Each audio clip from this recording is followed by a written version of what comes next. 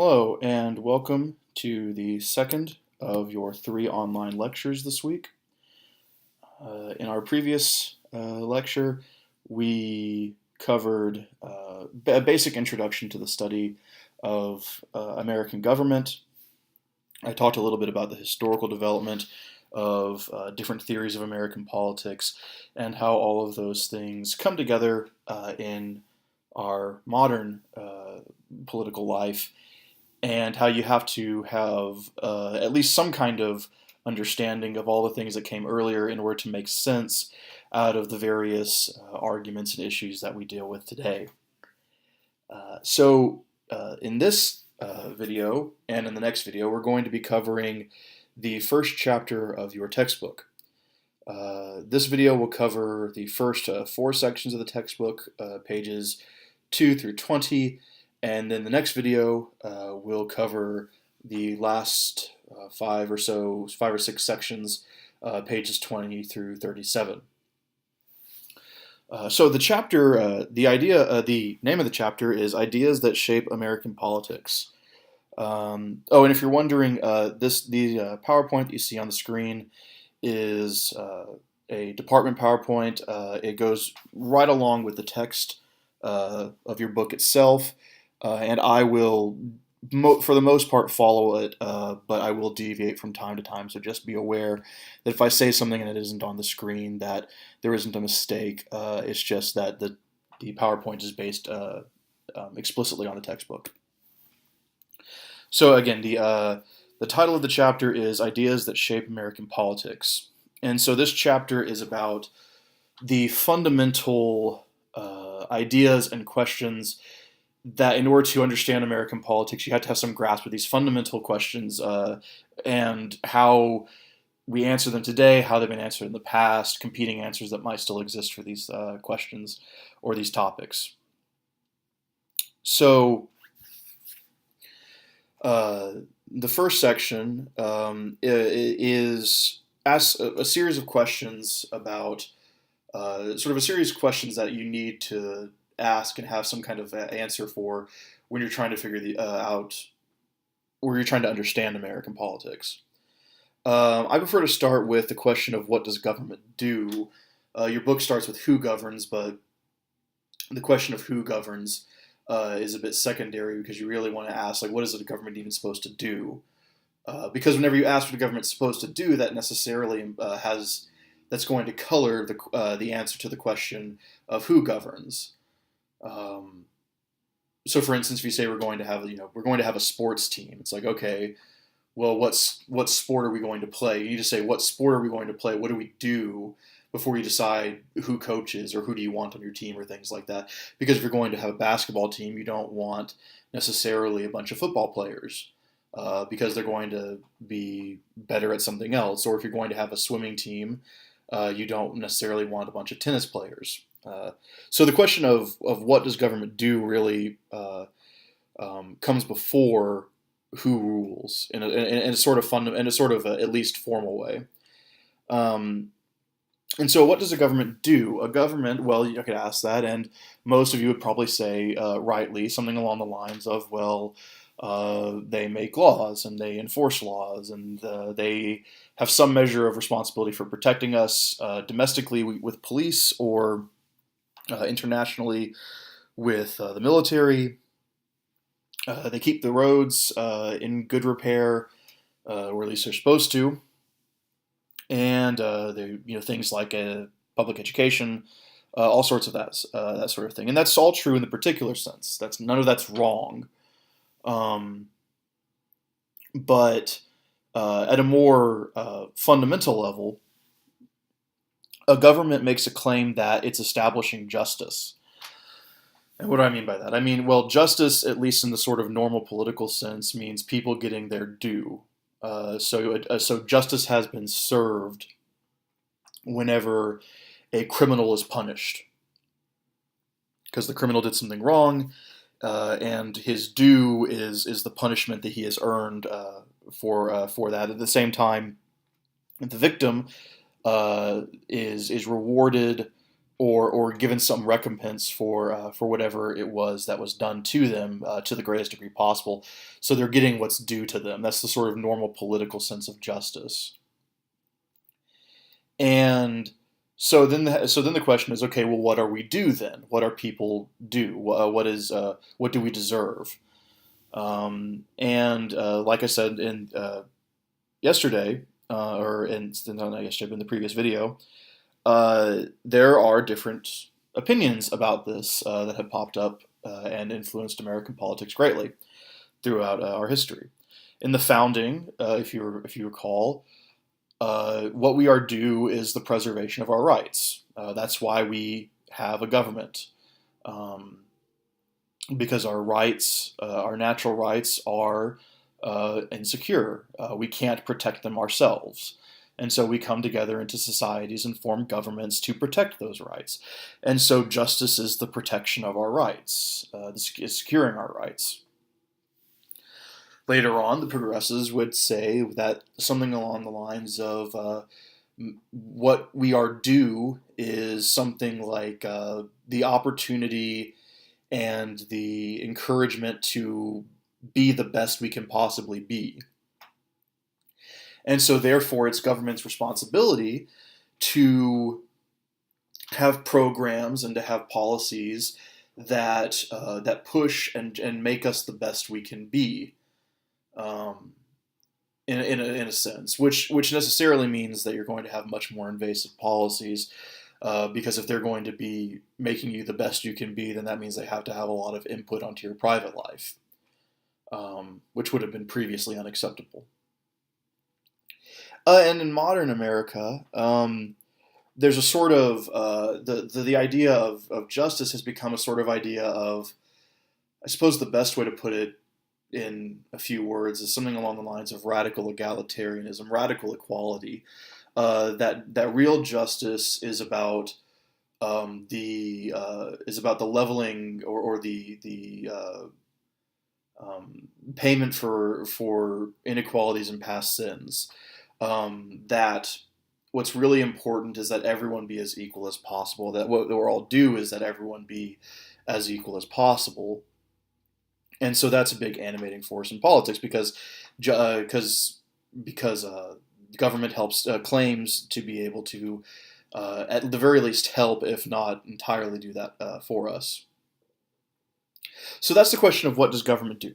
And then so the question becomes, well, who governs? And and so in the founding, you would generally say, well, the people govern.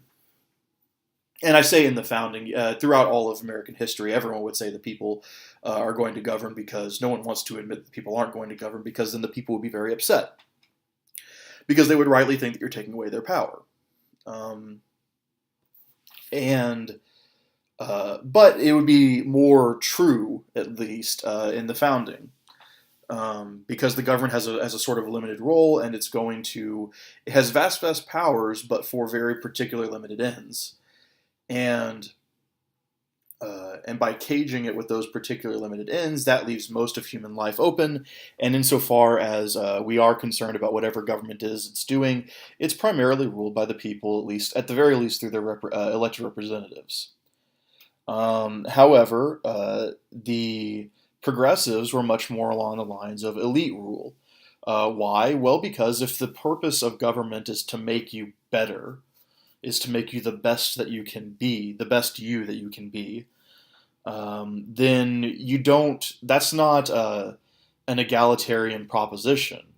In the same way, if you are an athlete and you want to be the best soccer player that you can be, well, that requires you to have a coach. That requires you to have a trainer. If you want to be the best gymnast you can be, you don't just you don't just like jump on the parallel bars and start swinging around and hope for the best. No, you find someone who is older and wiser and knows how to teach. And what that effectively means is that you need someone who's wiser, or at least has some kind of claim to wisdom, to rule you in a way. And anyone who's been on a sports team knows, yes, your coach, at least during that time, is your ruler. Uh, and and so it's a very kind of elite orientation, because if we're going to make people better, then we have to have an idea that, well, the people who are already good or are already better or best in whatever it is that they are particularly good at, have a particular talent for, that they're the ones who then have to, at some level, control other people's lives, um, in order to help bring them up to that level. And then there's also rule of bureaucrats, rule from the desk. That's administrative things like that. That's very similar to elites, but a bit different.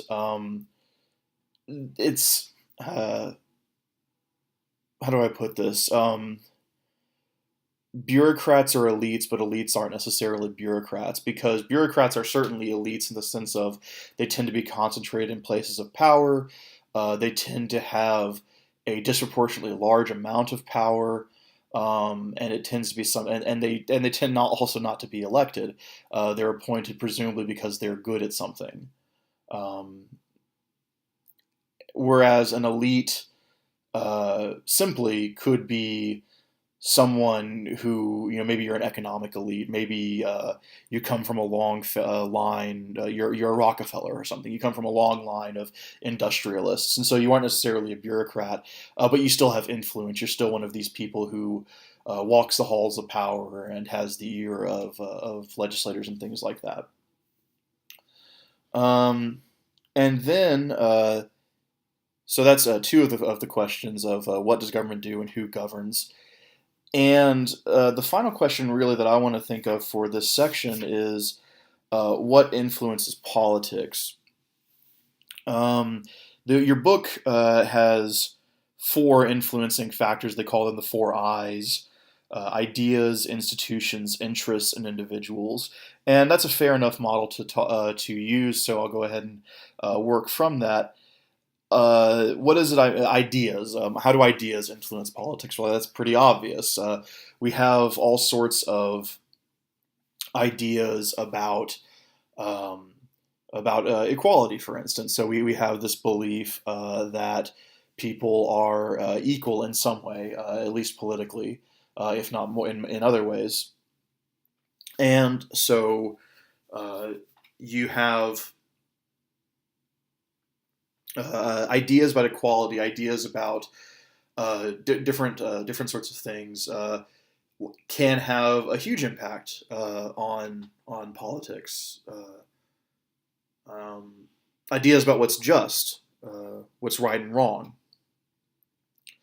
Institutions have an obvious impact on politics, the way that different governmental bodies work, and what they work, and the people who of whom they're comprised.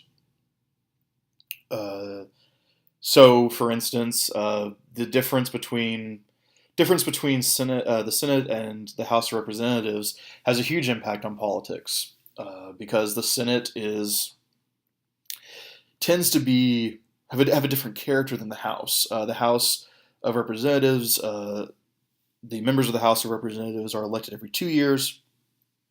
And so there's this constant potential turnover. They tend to be much more kind of on the pulse, or at least in theory, they're more on the pulse of the sort of popular will. Whereas the senators have 6 years in office, and they're rotated out in a cycle. And so they tend to be a little bit more separated from that.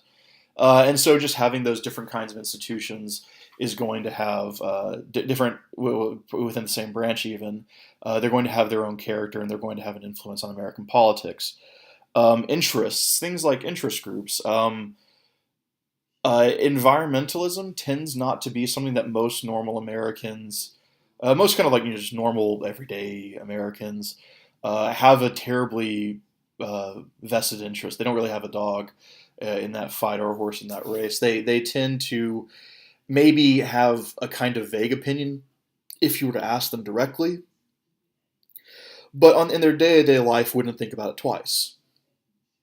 But at the same time, environmentalism is a huge force in politics. Why is it a huge force in politics? Well, because there are a certain few people that have a very big interest in it, and they lobby very, very hard, and they've created interest groups, and so they have this very, very big influence, even though it's not necessarily very important to many people. But they lobby and they do that sort of thing, and so they can have a huge impact, which then, of course, has an impact on people's lives. Environmental regulation has a huge impact, for instance, on everyone's life in things like automobiles, because things like fuel emissions are something that everyone has to deal with in one way or another. Whether it's they're getting their car inspected every 12 months, like they have to in the state of Texas, or even the cost of your vehicle because of the materials they have to do to change it so that they can meet, so that the company who makes the car can meet the fuel emission standards set by the government.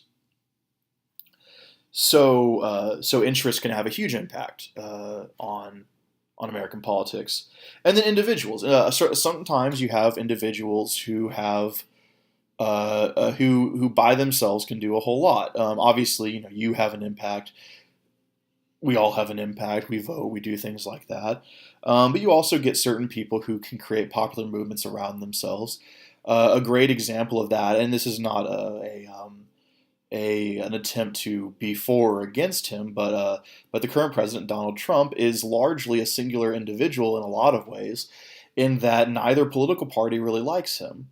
The Republicans, the Democrats obviously don't like him, but the Republicans that he is at least was nominally the candidate for, they didn't like him very much either. At least the elected representatives didn't. The members of Congress, members of the Senate, things like that, they did not like him. They didn't want to run with him. They didn't want to campaign with him. And so he was largely one guy. I mean, obviously he was a rich guy, and he had a big popular following, but he was in a lot of ways an individual and alone. And that's impressive. Whether or not you like him is an entirely different matter, or whether or not you agree with anything that he says is an entirely different matter. But it is still an impressive thing to basically go up against both established political parties and be able to come out and win an election. So, moving on now, we have a section called A Nation of Ideas. From this point on, the rest of this video, as well as the entirety of the next video, we're going to be going over what the textbook refers to as the 7 big ideas in American politics. For the rest of this video, we'll be covering the next 3. The first 3, liberty, self-rule, and limited government, and the last 4, as well as the conclusion of the chapter, will be covered in the next video. So liberty is, it's a big concept. The definition you have in your PowerPoint and in the book, the freedom to pursue your goals, that is part of liberty. It's part of freedom. Liberty and freedom are the same thing. It's just one has a French root and one's a Germanic root. But it's bigger than that. It's not just the freedom to pursue your goals. It's just freedom. Period. Freedom from freedom to do as you will, or at least that's the older understanding of freedom. The book, also liberty, freedom, is one of the 3 natural or unalienable rights listed in the Declaration of Independence, in what is probably one of the most quoted lines in American political history. We hold these truths to be self-evident, that all men are created equal, that they are endowed by their Creator with certain unalienable rights, that among these are life, liberty, and the pursuit of happiness. And so, in one of the foundational documents of our political of our government, or of our political consciousness as a people, is liberty is right there, front and center. Now, what a good distinction to make is that liberty isn't license. Liberty, at least in the founding sense, means you're free to do what you want so long as it doesn't infringe on the rights of others. So, obviously, the obvious example is, I have a right to do what I want, but I don't have a right to steal from you. I don't have a right to kill you because you also have a right to life.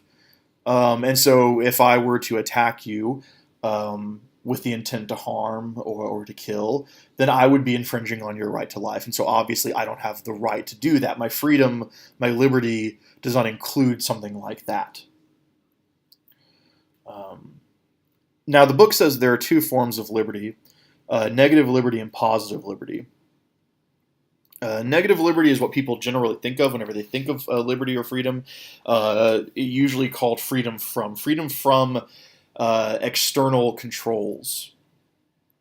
You aren't the boss of me. You can't tell me what to do. That kind of freedom. Uh, and again, that was for most of American history, at least. That was for the most part, the kind of freedom that people thought of. Whenever they thought, I have, life, liberty, and pursuit of happiness. Liberty means you can't make me do stuff. I'm the boss of myself. And then positive liberty is generally so the book calling on the community to help everyone satisfy their basic needs. The idea being, instead of freedom from external controls, it's more of a freedom to.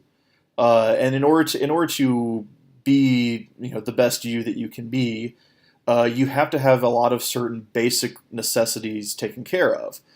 You cannot be the best you that you can be if you are starving.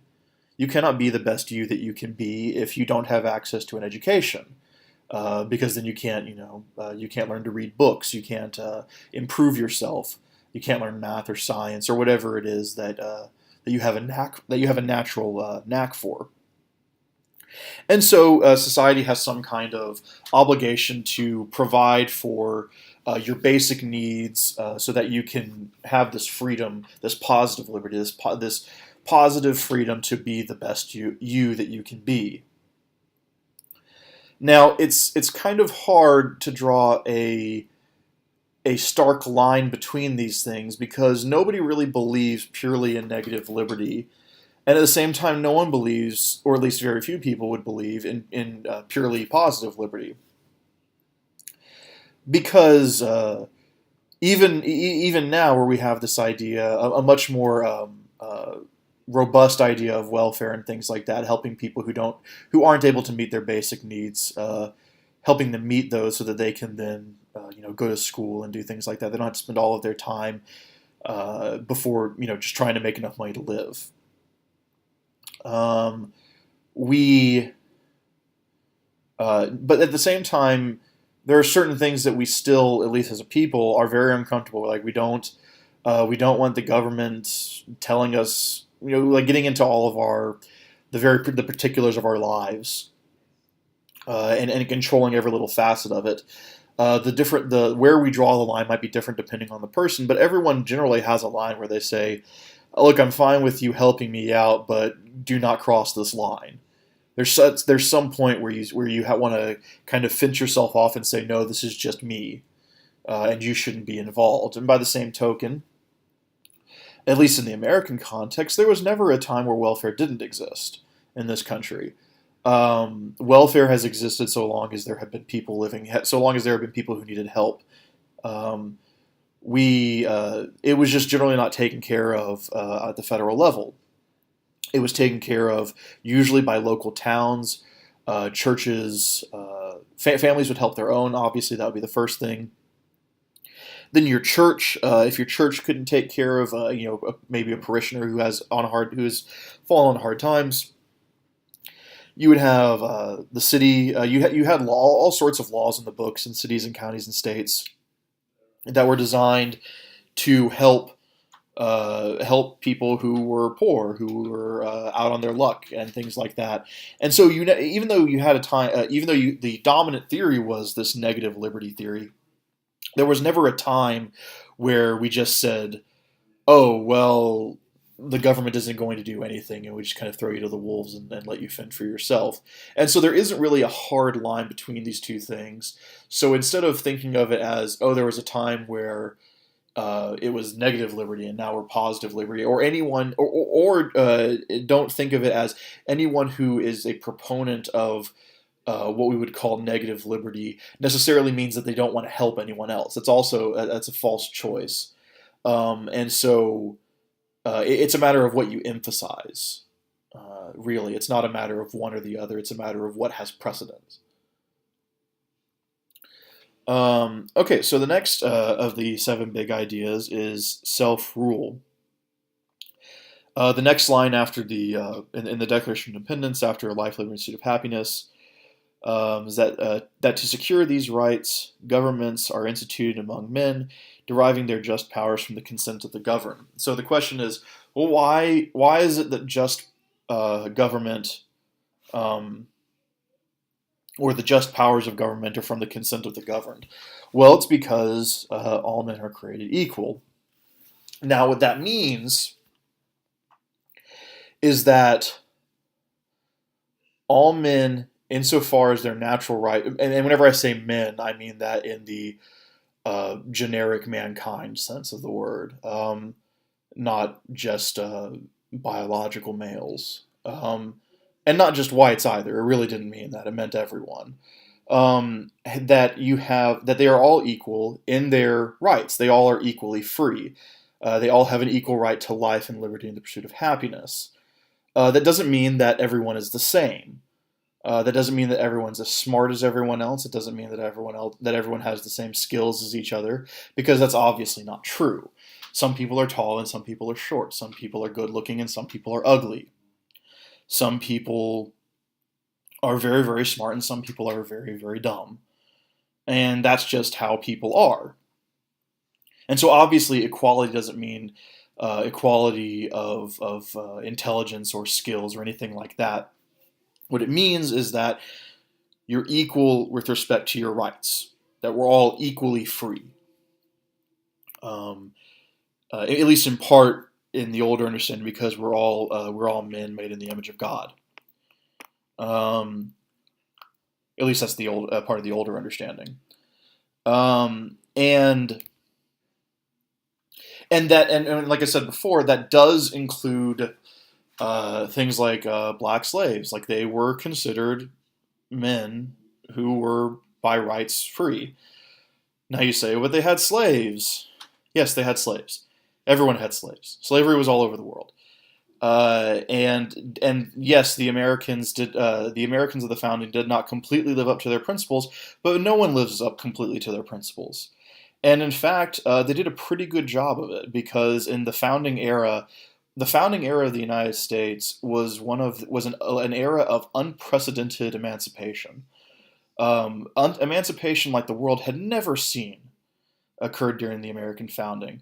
Half of the states of the original 13 states in the United States of America by the 1830s had abolished slavery. Half the country.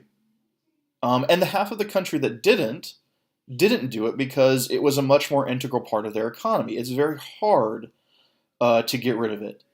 Not to compare people necessarily to machines or something like that, but it'd be along the lines of saying, it's like, look, you have to.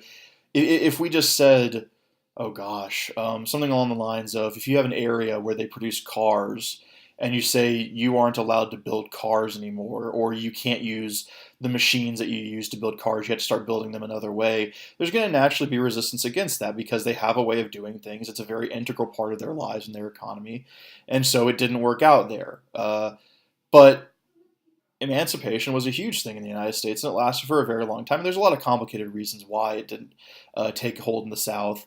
But it was a huge, and like I said, an unprecedented era of emancipation, like the world had never seen before. And so even though they didn't live up entirely to their principles, that is what their principles meant, and they all understood to mean that. Everyone who signed the Declaration of Independence, they all understood that meant that they shouldn't have slaves. They all understood that. And so any argument against them is really just an argument. It's like, well, you didn't hold up your principles. It's like, okay, well, no one does. It doesn't mean their principle's wrong, or you can't like go back and try to redefine what that principle meant because of the realities of the situation. The principle meant what the principle meant, and it means the obvious thing. So whenever we talk about self-rule, there are different ways we can talk about it. The first way we can talk about it is we can talk about self-rule in a political sense. That is we can talk about democracy. Democracy is specifically the rule of the people themselves. Literally from the Greek demos, meaning the people, rule, and then ocracy is from arche, which means rule, so people rule. And a democracy is, like I said, it's the actual rule of the people. So a true democracy would be something where we all gather together for whatever it is that we want to vote on, or at least people who are allowed to vote. Adults over the age of 18 who haven't had a felony conviction.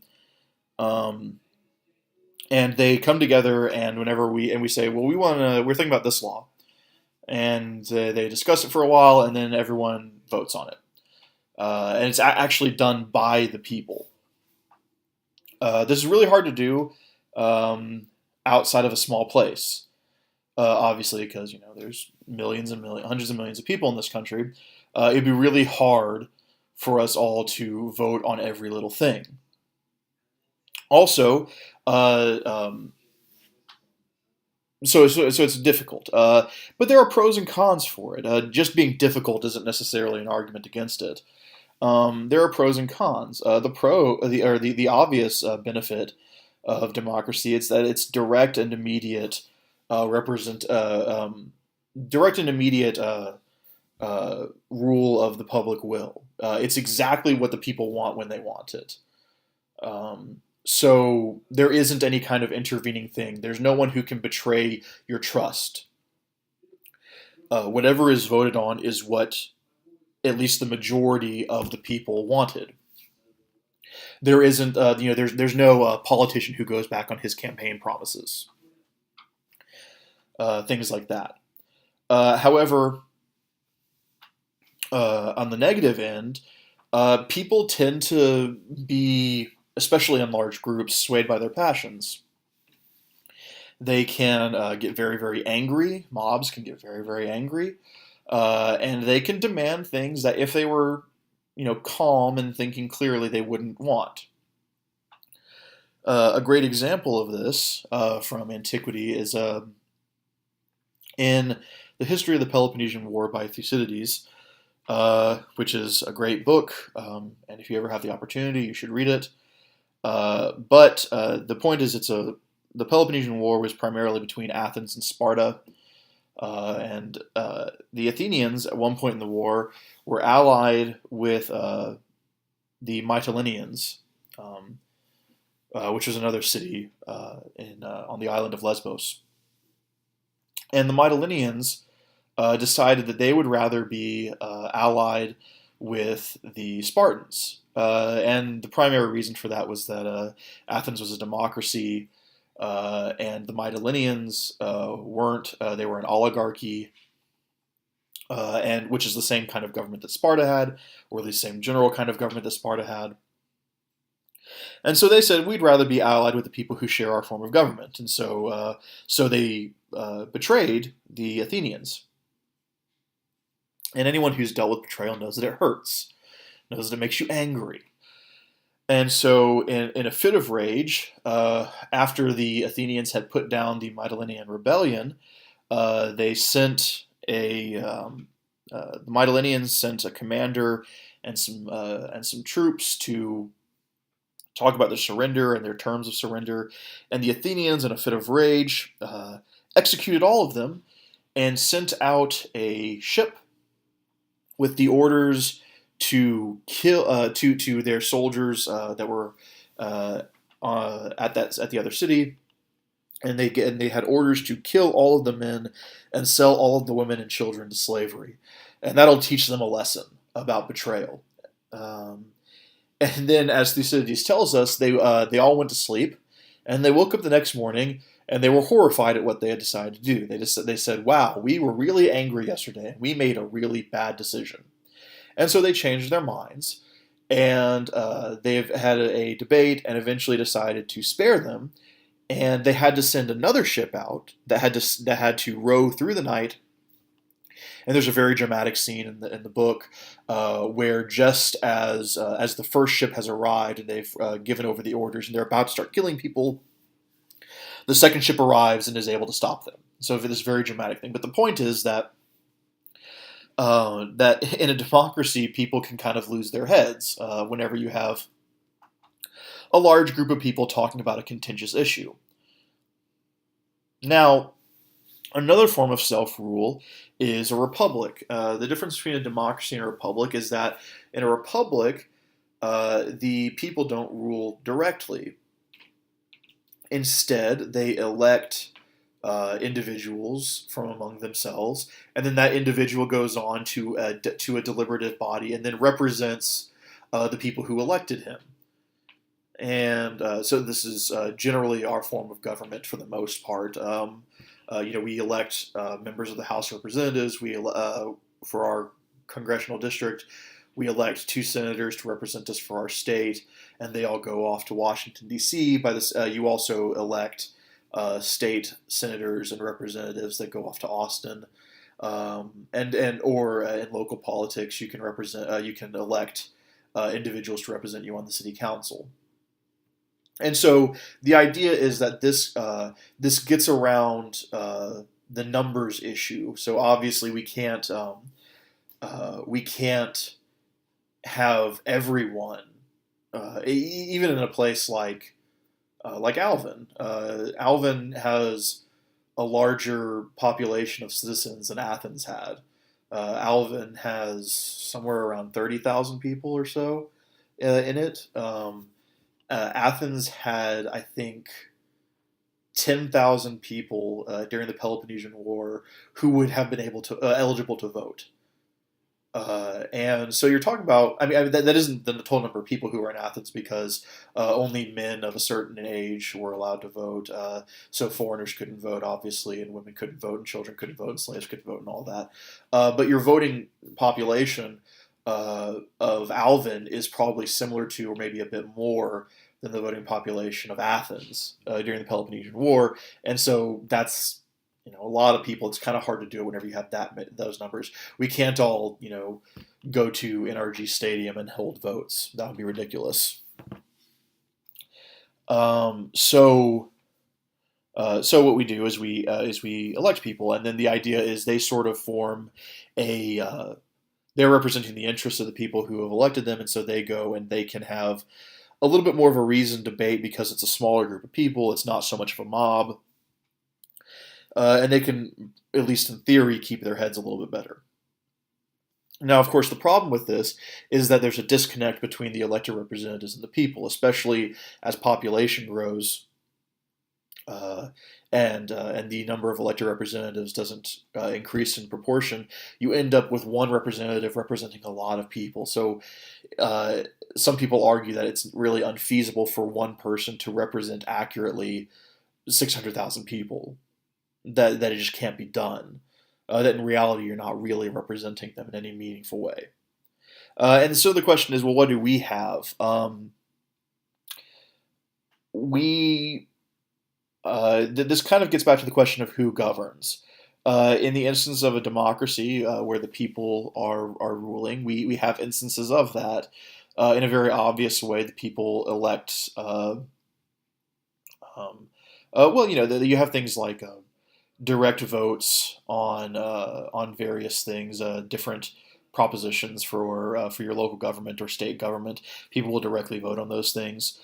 Um, and we also have instances of republicanism where we've got obviously the most of our formal structures of government are set up in that way, um, where we elect representatives who then go on to uh, either to City Hall or to Austin or to Washington D.C. and represent us. And then we have instances of neither, where we're ruled by administrators who are ruled by bureaucrats, where it's not real. It's neither Democratic nor Republican.